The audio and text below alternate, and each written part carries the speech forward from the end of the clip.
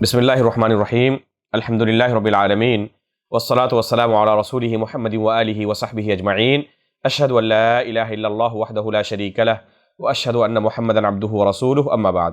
معزز ناظرین، مسائل رمضان پروگرام کی سیریز میں ہم آپ کے سامنے ایک بار پھر حاضر ہیں۔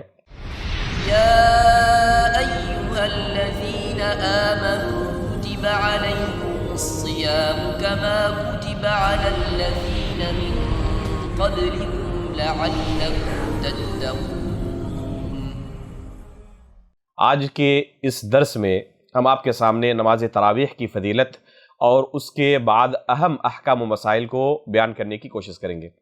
نماز تراویح کی فضیلت کے متعلق اللہ کے رسول صلی اللہ علیہ وسلم فرماتے ہیں: من قام رمضان ایمانا واحتسابا غفر له ما تقدم من ذنبه۔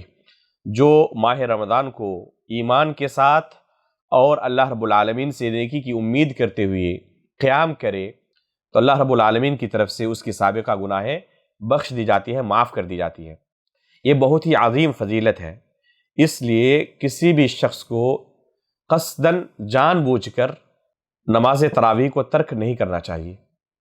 اپنی طرف سے حتی الامکان کوشش کرنی چاہیے کہ نماز تراویح ہر رات پڑھے اور اس کا اہتمام کرے۔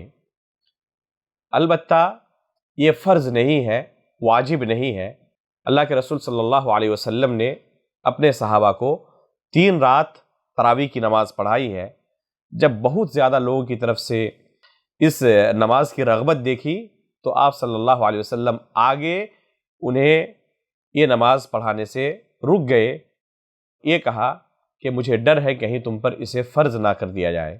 یہ حدیث اس بات کی دلیل ہے کہ تراویح کی نماز فرض نہیں ہے۔ اگر یہ تراویح کی نماز فرض ہوتی تو اللہ کے رسول قطعاً یہ نہیں کہتے کہ مجھے اس کے فرض ہونے کا ڈر ہے۔ تو تراویح کی نماز سنت ہے، البتہ اس کی بہت ہی زیادہ فضیلت ہے، جان بوجھ کر اسے ترک نہیں کرنا چاہیے۔ البتہ کسی سے کبھی فوت ہو جائے تو اس کی وجہ سے اس کے روزے کی صحت پر کوئی اثر نہیں پڑتا، اس کا روزہ بالکل صحیح ہے، بغیر تراویح کے بھی اللہ کے رب العالمین کی بارگاہ میں اس کا روزہ قابل قبول ہے۔ یہاں ایک مسئلہ آتا ہے کہ تراویح کی نماز کتنی رکعت ہے۔ اس سلسلے میں بہت ساری روایتیں وارد ہیں۔ اللہ کے رسول صلی اللہ علیہ وسلم کے قیام اللیل کرنے کا جو طریقہ تھا وہ احادیث کے اندر مذکور ہے۔ اللہ کے رسول صلی اللہ علیہ وسلم 3 رکعت بھی قیام اللیل کرتے تھے، 5 رکعت بھی قیام اللیل کرتے تھے، کبھی 7 رکعت بھی قیام اللیل کرتے تھے، کبھی 9 رکعت بھی قیام اللیل کرتے تھے۔ اور اما عائشہ رضی اللہ تعالیٰ عنہ کی حدیث کے مطابق زیادہ سے زیادہ 11 رکعت قیام اللیل کرتے، اس سے زیادہ اللہ کے رسول صلی اللہ علیہ وسلم نے قیام اللیل نہیں کیا۔ اما عائشہ رضی اللہ تعالیٰ عنہ کی مشہور حدیث ہے کہ چاہے ماہ رمضان ہو یا غیر رمضان ہو، اللہ کے رسول صلی اللہ علیہ وسلم نے کبھی 11 رکعت سے زیادہ قیام اللیل نہیں کیا۔ وہی نماز جو رمضان کے علاوہ باقی مہینوں میں تہجد کی نماز ہے، جسے قیام اللیل کہا جاتا ہے، ماہ رمضان کے اندر اگر کوئی شخص ادا کرے تو اسے تراویح کہتے ہیں۔ یہ کہنا کہ تراویح کی نماز کوئی دوسری نماز ہے اور قیام اللیل کی نماز کوئی دوسری نماز ہے، یہ بالکل درست نہیں ہے، کیونکہ جس حدیث میں ہے کہ اللہ کے رسول صلی اللہ علیہ وسلم نے تراویح کی نماز صحابہ اکرام کے ساتھ شروع کی اور ایک دم فجر کی اذان سے تھوڑی دیر پہلے تک اللہ کے رسول صلی اللہ علیہ وسلم کا قیام جاری رہا، یہاں تک کہ بعض صحابہ اکرام کو یہ ڈر ستانے لگا کہ کہیں سحری آج فوت نہ ہو جائے۔ اگر ماہ رمضان میں قیام اللیل اور تراویح کی نماز کوئی الگ الگ نماز ہوتی تو ذرا بتائیں کہ جس رات اللہ کے رسول صلی اللہ علیہ وسلم نے صحابہ اکرام کے ساتھ تراویح کی نماز ادا کی تھی، کیا اللہ کے رسول صلی اللہ علیہ وسلم نے الگ سے اس رات قیام اللیل ادا کیا تھا؟ ظاہر سی بات ہے کہ نہیں، کیونکہ وقت ہی باقی نہیں تھا کہ اللہ کے رسول الگ سے قیام اللیل کرتے تراویح کی نماز کے بعد۔ تو تراویح کی نماز جو ہے وہی قیام اللیل ہے، اسی کو بعض احادیث کے اندر صلاۃ الوتر بھی کہا گیا ہے۔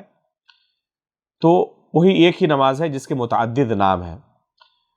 اما عائشہ رضی اللہ تعالیٰ عنہ کی اس روایت کے مطابق اللہ کے رسول نے کبھی 11 رکعت سے زیادہ قیام اللیل نہیں کیا ہے۔ ابن عباس رضی اللہ تعالیٰ عنہ کی ایک روایت ہے، صحیح مسلم کے اندر وارد ہے کہ اللہ کے رسول نے 13 رکعت تک رات کو نماز ادا کی۔ اس روایت کے بارے میں علماء نے مختلف توجیحات ذکر کی ہیں۔ بعض علماء کے نزدیک عائشہ رضی اللہ تعالیٰ عنہ نے اپنے علم کے مطابق بیان کیا ہے، اور ابن عباس رضی اللہ تعالیٰ عنہ نے اپنے علم کے مطابق بیان کیا ہے، اور اللہ کے رسول سے 11 رکعت سے زیادہ پڑھنا ثابت ہے، یعنی 13 رکعت تک پڑھنا ثابت ہے۔ اور بعض علماء نے کہا ہے کہ نہیں، ابن عباس رضی اللہ تعالیٰ عنہ کی اس روایت میں 2 رکعت جو زائد ہے عائشہ رضی اللہ تعالیٰ عنہ کی روایت پر، تو اس سے مراد یا تو عشاء کی 2 سنتیں ہیں یا فجر کی 2 سنتیں ہیں۔ تو اس طرح متعدد توجیحات پیش کی گئی ہے ابن عباس سے اس روایت کی۔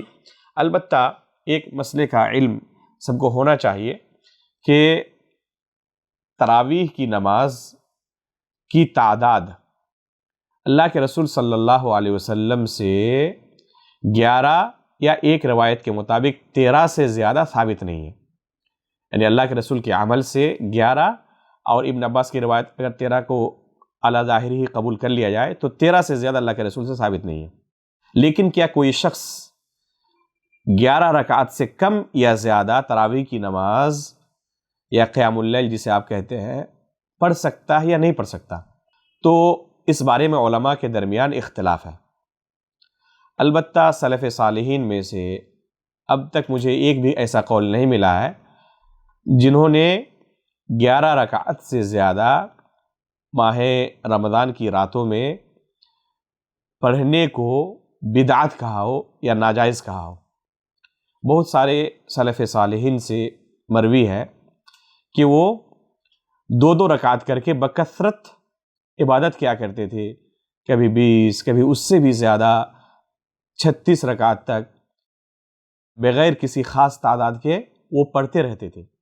اللہ کے رسول صلی اللہ علیہ وسلم سے سوال کیا گیا رات کی نماز کے بارے میں، تو اللہ کے رسول نے کہا صلاۃ اللیل مثنی مثنی فاذا خشیت ان تدرک الصبح صلیت رکعۃ واحدۃ توتر لک ما قد صلی، کہ رات کی نماز 2 رکعت ہے، جب تمہیں اس بات کا ڈر ستانے لگے کہ شاید فجر طلوع ہو جائے تو آخر میں 1 رکعت ادا کر لینا، تمہاری پوری نماز وتر ہو جائے گی۔ یہ حدیث اللہ کے رسول صلی اللہ علیہ وسلم کی قولی حدیث ہے، اور اس میں اللہ کے رسول نے ایک سائل کے جواب میں جسے رات کی نماز کے متعلق کوئی علم نہیں تھا، یہ بیان کیا کہ رات کی نماز 2 رکعت ہے۔ اس میں اللہ کے رسول نے یہ نہیں کہا کہ جیسے 2 رکعت پڑھتے ہوئے 11 رکعت تک یا 10 رکعت تک پہنچ جاؤ، اس سے آگے نہ بڑھو اور اس کے بعد 1 رکعت وتر ادا کر لو، بلکہ اللہ کے رسول نے 2 رکعت پڑھنے کا حکم دیا اور کوئی تحدید نہیں کی۔ علماء نے اس حدیث سے استدلال کرتے ہوئے کہا ہے کہ اگر کوئی خاص کسی عدد کو لازم نہ کر لے اور 2 رکعت کر کے پڑھتا رہے تو اس میں کوئی حرج نہیں ہے، اگرچہ وہ 11 رکعت سے زیادہ ہو جائے۔ اور سلف صالحین کے عمل سے بھی یہی ظاہر ہوتا ہے کہ انہوں نے اس حدیث سے یہی سمجھا ہے، کسی نے یہ نہیں سمجھا کہ 11 رکعت سے زیادہ پڑھنے کی کوئی گنجائش ہی نہیں ہے۔ البتہ افضل یہی ہے کہ اللہ کے رسول نے جس پر مداومت برتی ہے اسی پر مداومت برتی جائے اور اسی عمل کو اختیار کیا جائے۔ البتہ علماء نے کہا ہے کہ اس بارے میں گنجائش ہے، اور سلف صالحین کا عمل سے یہی ظاہر ہوتا ہے کہ اس بارے میں گنجائش ہے، اگر کوئی شخص زیادہ پڑھنا چاہے تو اس میں کوئی حرج نہیں ہے، اسی طرح اگر کوئی کم پڑھے تو اس میں بھی کوئی حرج نہیں ہے۔ البتہ افضل یہ ہے کہ وہ 11 رکعت پڑھے، کیونکہ اللہ کے رسول کا عمل یہی تھا، اسی پر اللہ کے رسول صلی اللہ علیہ وسلم مداومت برتتے تھے۔ اللہ رب العالمین سے دعا ہے کہ اللہ رب العالمین بکثرت ہمیں اس مہینے کی خیر و برکات کو سمیٹنے کی توفیق عطا فرمائے، اور زیادہ سے زیادہ نیکیاں کر کے اپنے گناہوں کی ہم بخشش کر سکیں، اس کی ہمیں توفیق عطا فرمائے۔ آمین۔ تقبل رب العالمین، وصلی اللہ علیہ نبینا محمد۔